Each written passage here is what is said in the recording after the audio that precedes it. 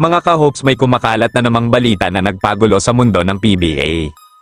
Totoo nga bang malapit nang umuwi ang TNT import na si Bol Bol? At kung mangyayari yon, may nagsasabi na automatic na raw magiging best import ng conference si Rain or Shine import Jalen Johnson. Pero sandali lang, totoo ba talaga ito o isa na namang haka-haka ng social media? At hindi lang yan, Converge ngayon nasa krisis matapos ang 5 sunod na talo.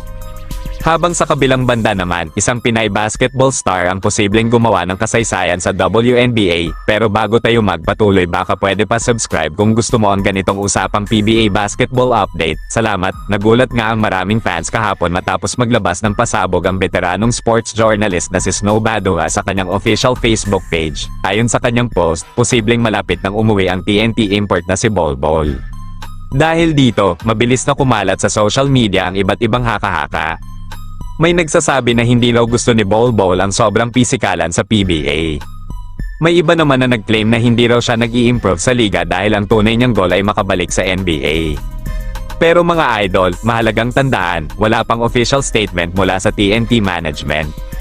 Kaya malaking posibilidad na fake news o speculation lamang ang karamihan sa mga kumakalat na kwento. Ang sinabi lamang ni Snow Badua ay posibleng malapit nang umuwi si Bol Bol pero wala siyang binanggit na dahilan. At kung susuriin natin ang history ng mga pasabog ni Snow Badua, madalas nagkakatotoo ito, minsan lang ay matagal bago mangyari. Samantala, nagsalita na rin ng TNT team manager na si Jojo Lastimosa.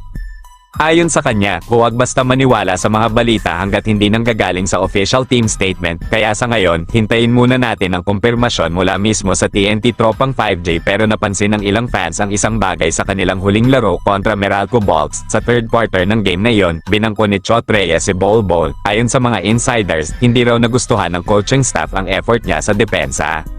At sa laro ring iyon, natalo ang TNT na lalo pang nagpasiklab sa mga espekulasyon. Samantala mga idol, hindi rin maganda ang sitwasyon ngayon ng Converge Fiberxers. Matapos silang matalo kagabi ng Rain or Shine Elasto Painters sa score na 120-111, umabot na sa 5 sunod-sunod na talo ang kanilang koponan. At mas lalo pang nadismaya ang fans dahil napakalaki ng expectation sa kanilang lineup ngayong conference. Lalo na nang dumating ang mga big names tulad nina Calvin Abueva at Mikey Williams. Sa katunayan, kahapon lang unang beses naglaro ang Converge na kumpleto ang lineup. Pero sa kasamaang palad, hindi gaanong naramdaman ang pagbabalik ni Abueva. Sa kanyang limited minutes, nagtala lamang siya ng 5 points, 4 rebounds, at 2 assists. Sa kabila ng kanilang sunod-sunod na pagkatalo, nananatiling positibo si Mikey Williams. Ayon sa kanya, aminado siyang mahirap tanggapin ang sunod-sunod na talo, pero nakikita raw niya na papunta sa tamang direksyon ang kanilang team. Dagdag pa niya, isang panalo lang daw ang kailangan nila upang mabago ang momentum.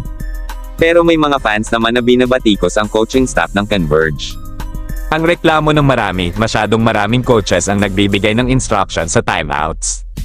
Sa isang viral clip kahapon, 3 coaches ang sabay-sabay nagsasalita habang timeout, kaya napapansin ng fans na posibleng naguguluhan na rin ang mga players kung anong sistema ang susundin nila. Samantala, isang magandang balita naman para sa Philippine basketball, nagtrending ngayon ang Gilas Pilipinas women's guard na si Vanessa De Jesus. Ito ay matapos ng opisyal na i-anunsyo ang kanyang pagpasok sa paparating na WNBA draft. Si Vanessa ay nagpakitang gila sa USNCAA Division I habang naglalaro para sa Duke University at University of Notre Dame, at kung sakaling mapili siya sa draft, posibleng siya ang maging isa sa mga kauna-unahang Pinay na makapasok sa WNBA. Isang napakalaking hakbang ito para sa women's basketball ng Pilipinas. Kaya mga idol, ano sa tingin ninyo? Totoo nga bang malapit nang umuwi si Bol Bol sa TNT?